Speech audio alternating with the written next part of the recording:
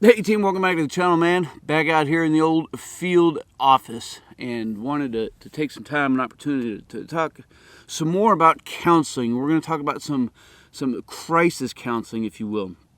These are things that I've seen folks not deal well with in a promotion board or a competition board, and I think there are some areas that, generally speaking, we don't talk enough about, because until something happens, we don't talk much about it. So I want to throw out a couple scenarios and situations and work through kind of what Stoker has done for my soldiers. And if you have some specific areas, make sure you leave some comments down below, man. If this is what you're into, you know what to do, man. Smash that like button, subscribe to the channel, share this thing out. That way we can continue to grow our community as we can continue to try to master our craft and develop our tactical virtue. So, scenario number one. Soldier receives a Red Cross message. What do you do? Now, most of the time, when a Red Cross message has come through, I've had some kind of advance notice and warning on this thing, right? Soldier comes up and says, hey, you know, my mom, my dad, my aunt, my uncle, whatever the case is, has not been doing well, and maybe somebody just passed, and I'm expecting a Red Cross message requesting my presence. Got it. Now, on that note, you know, emergency leave. So what do, right? You try to be present with the soldier, connect them to the resources, have them prepare a DA-31, receive that Red Cross message, and generate a leave form. Emergency leave, however, is specific to the soldier's individual, immediate family, right? And or local parentis. So some people were raised by a grandmother, a grandparent, an aunt, an uncle, whatever it is, and if they are listed as local parentis, then emergency leave is authorized, okay? If it's a brother, a sister, a sibling, whatever it is, things of this nature, emergency leave is also authorized. Other than that, it's going to be ordinary leave under emergency conditions. And what that means, bottom line up front, is that you should have no problems walking a leave form up with short to no notice and get approved. Now, what does emergency leave bring to the table, right? So emergency leave offers funding for travel. If you're deployed, it will get you boots on ground back home at no cost to the soldier. If you're in a CONUS environment, or if you're maybe in Germany or Hawaii, Korea, Alaska, somewhere else other than in a combat deployment, then it's going to open up the door for some funding. Where does the funding come from? So the funding comes from what we commonly call as AER, right? Emergency Relief Fund. And all that is, it's a kind of a segment of, and they receive some of their funding and some of their overhead costs and things of this nature from the Red Cross. So that's who puts out the messages, right? Red Cross. What you need to know as well is that Red Cross messages can be initiated by anybody, okay? So you can call Red Cross and initiate a message. Your mother can call Red Cross and initiate a message. What Red Cross is going to do is they need to validate information. So they're going to need a point of contact. Maybe it's a funeral home, maybe it's a hospital, a church, whatever it is, to help validate the information that they are receiving in order to send out that Red Cross message. So once that happens, that Red Cross message bounces kind of up through the stratosphere and then back down, and it's going to hit your brigade, and your brigade, your battalion, company, to that individual. So once that happens, and if it is authorized for emergency leave, then you could go to AER and you can request funds. What kind of funds can you request? For emergency leave purposes, man, you can request, you're guaranteed going to get at least half grant and half loan. That loan is going to be stretched out over the course of a year, and there's no interest, and it's going to be paid back. Okay, so if let's say you needed $800 to get home, then they may cover $400 as a grant and then $400 as a loan, spread out over the course of a year to be paid back, no interest. And that can be authorized super easy. In fact, the AER itself doesn't even need a commander's signature for it. If you need more than, I'm quoting, I might be wrong, $1,000, then you may need, your commander's signature. So that's kind of the funding that's out there to help people out in times of emergency and dire need. So, and again, even if it's not emergency leave, you still have the option to go to the AER to request financial assistance. There are some other folks out there, like AUSA is a big proponent and big advocate for service members in times of need. And I've used them in the past to get like $500 for somebody, and that was a grant, that was not a loan. And then you might have some other local organizations that may be able to help you out as well. It could be a church, could be just a local community group, a VFW, things of this nature. Now, you prepare a DA-31. If you have a Red Cross message, you want to put that in there. If it's emergency leave, you want to check that box. If it's ordinary leave under emergency conditions, then you're going to click ordinary leave. And in the remarks comment, you can leave some stuff in there, especially maybe if it has to go to a battalion commander or higher based off of where that service member is trying to get home. Okay? So I did have a Red Cross message that came through a little while ago. And in this case, the service member was completely unaware of the situation. And the situation was his mom and dad live in England, and his mother passed away unexpectedly. And the service member had no idea this was coming through. So this was definitely a challenging time for myself, having to break this news to my trooper. Man, it was that was tough. So I had to bring him in. I had the chaplain sitting there with me. He asked me on the way in, the chaplain did, on the way in, if I wanted to share the news or if I wanted him to do it. And I told him, "Chap, man, I appreciate you, but he's my trooper, and I think it's kind of may suck to do this, but it's kind of my job because he's my guy." So same process of Red Cross message, emergency leave, funding. And in his case, because he had to go to England, that required a brigade commander's signature, a full bird signature. And because it was England, it also required that he have his passport. And did he have his passport? And the answer is no, he did not have his passport. So here's what we did in order to work through that process.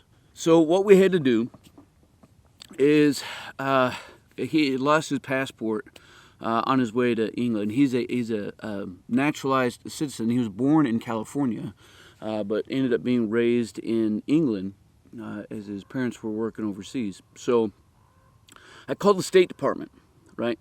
And I said, "Hey, what do we need to do?" And so they initially started talking about application process, and it's going to be a long time. And I said, "Look, man, this is for emergency circumstances. This is a service member who's trying to get back home due to the death of his mother.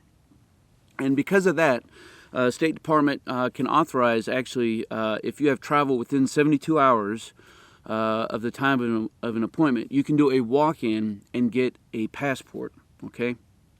So all it took was all his documentation, plus a Red Cross message, plus itinerary, which meant I had to get him down to AER so he could get his plane ticket bought. It had to be within 72 hours of the time of his appointment. He had an appointment on a Tuesday, I think it was, and his flight was on a Wednesday. And I was able to send him up to Seattle, and then able to get him back down and get his passport, and he got back home to spend some time with his family. So there's so many options, and I'll say that when it comes to dealing with a crisis, your presence and your action is what's going to make things happen for your service member. Your inaction is not going to help anything. You're passing the buck off on somebody else is not going to help anything. The dude's a platoon sergeant, helped him out quite a bit, but there was a point in time where I had to get on the phone, and in the meantime, when I was talking to the passport office on hold, I looked at his NCO and I said, "Hey, get me the number for his representative down in California, because if this goes sideways, I'm going to make a congressional." Now, what would that have done? So calling your congressman or senator that you're constituent of is going to move some mountains.